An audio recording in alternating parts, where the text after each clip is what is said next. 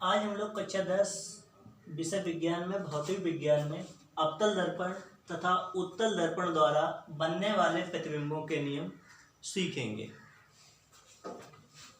आप लोग बच्चों नियम अच्छे से देख लें और समझ लें। अगर जो आपको नियम अच्छे से समझ में आ गए तो आप लोग सभी किरण आरेख अपने आप खींच सकते हैं। आपको कोई भी किरण आरेख बुक से देखकर वो बिल्कुल रटना नहीं पड़ेगा। आपको देखिए, पहला नियम होता है, सबसे पहले हम आपको अवतल दर्पण द्वारा बनने वाले प्रतिबिंबों के नियम सिखाते हैं। नंबर 1, हम आपको अवतल दर्पण द्वारा जितने प्रतिबिंब बनते हैं कैसे बनेंगे उसके नियम बताते हैं। चलो देखिए, अवतल दर्पण द्वारा बनने वाले प्रतिबिंबों में नियम नंबर 1 हमारा है कि आप समझें, ये हमारा अवतल दर्पण है। मैंने आपको अवतल दर्पण से संबंधित परिभाषाएं भी गोलीय दर्पण से संबंधित बताई थी। ये जो ध्रुव से बीचों बीच से सीधी तरफ रेखा जाती है आपकी मुख्य अक्ष होती है, ठीक है। नियम नंबर 1 हमारा कहता है कि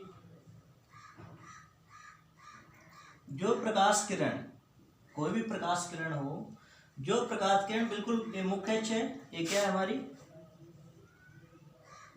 मुख्य अक्ष, ये वस्तु हमने यहाँ पे ए बी रख दी। नियम नंबर 1 कहता है जो प्रकाश किरण बिल्कुल मुख्य अक्ष के समांतर चलती है, ये बिल्कुल मुख्य अक्ष के समांतर चलती है। जो प्रकाश किरण बिल्कुल मुख्य अक्ष के समांतर, समांतर क्या होता है, जिनके बीच की दूरी बराबर हो।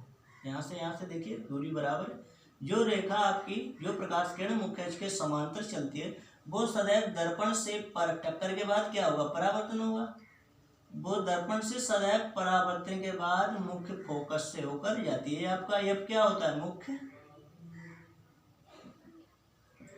फोकस। एफ क्या होता है, मुख्य फोकस होता है। सी क्या है आपका, वक्रता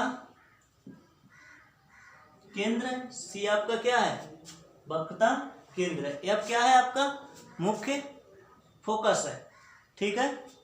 पी क्या है आपका, ध्रुव है।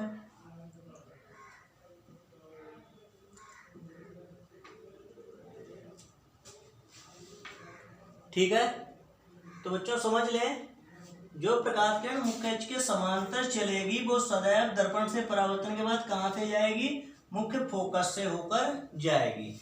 चाहे इधर से हम बिल्कुल समांतर ले चलें, अगर जो मुख्य अक्ष के समांतर जा रही तो यहाँ से परावर्तन के बाद कहां से जाएगी, परावर्तन के बाद आप देखिए तीर मुड़ जाएगा, कहां से जाएगी, मुख्य फोकस से ही होकर जाएगी।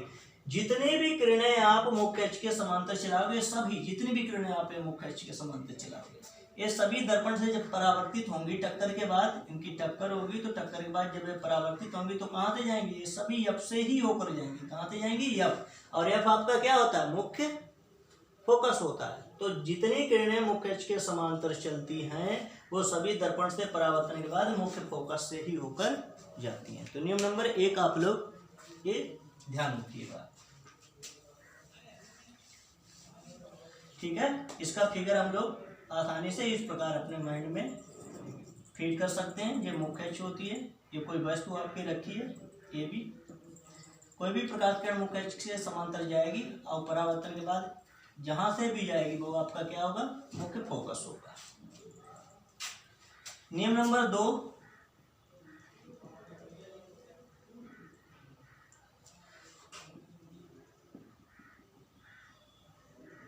ये आपका ध्रुव है, ये मुख्य फोकस है, ये सी है।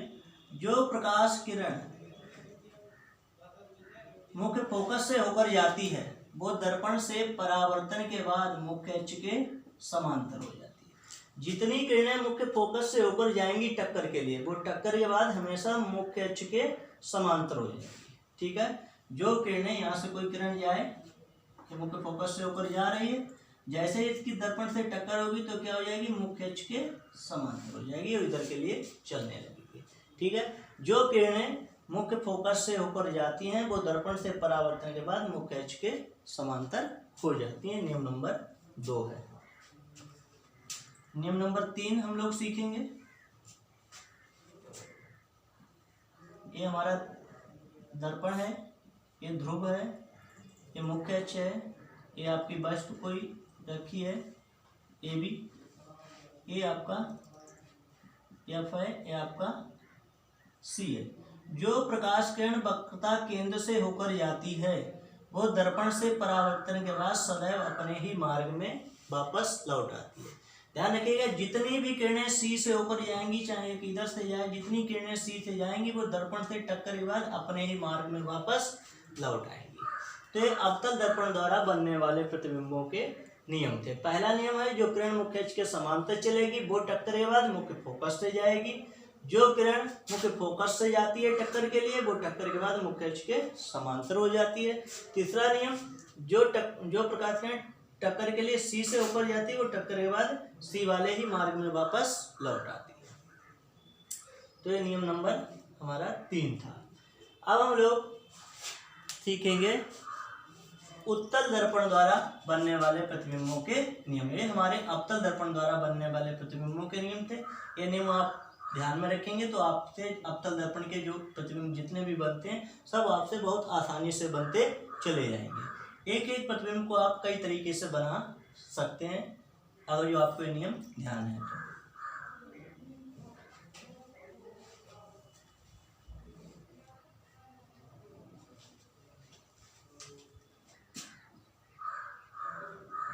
उत्तल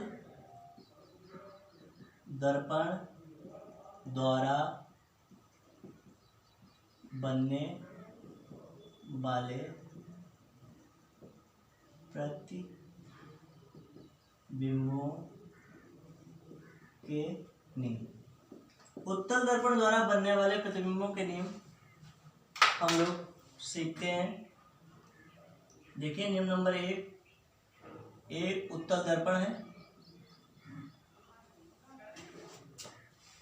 पी है। देखें बच्चों, जो प्रकाश किरण मुख्य अक्ष के समांतर चलती है, बिल्कुल जो प्रकाश किरण मुख्य अक्ष के समांतर चलती है, बिल्कुल देखें, जो प्रकाश किरण मुख्य अक्ष के समांतर चलती है वो सदैव उत्तल दर्पण से परावर्तन के बाद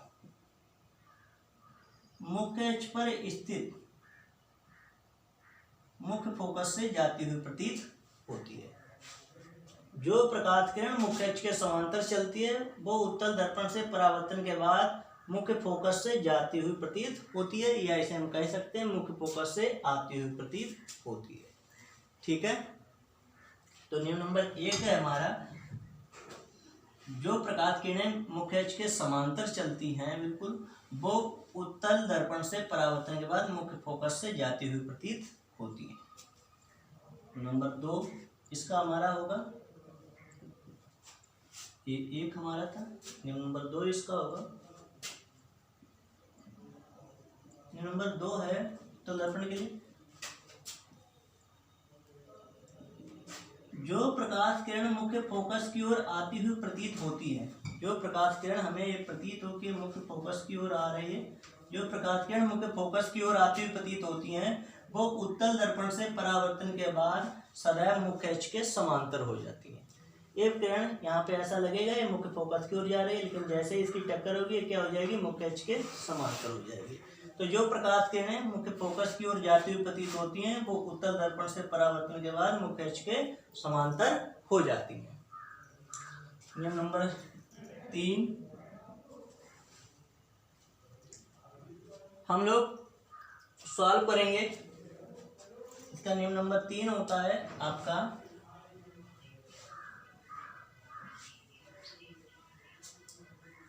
जो प्रकाश किरण वक्रता केंद्र की ओर जाती है, जो प्रकाश किरण वक्रता केंद्र की ओर जाती है वो दर्पण से परावर्तन के बाद अपने ही मार्ग में वापस लौट आती है। जो प्रकाश किरण वक्रता केंद्र की ओर जाती है वो दर्पण से परावर्तन के बाद अपने ही मार्ग में वापस लौट जाती है। ठीक है बच्चों, एक उत्तल दर्पण द्वारा बनने वाले प्रतिबिंबों के नियम थे। बच्चों ये समझ में आया हो तो आप चैनल को लाइक और सब्सक्राइब कर दें और साथ में घंटी वाला बटन दबा दें ताकि हमारी आगे की वीडियो आप तक पहुंचती रहे।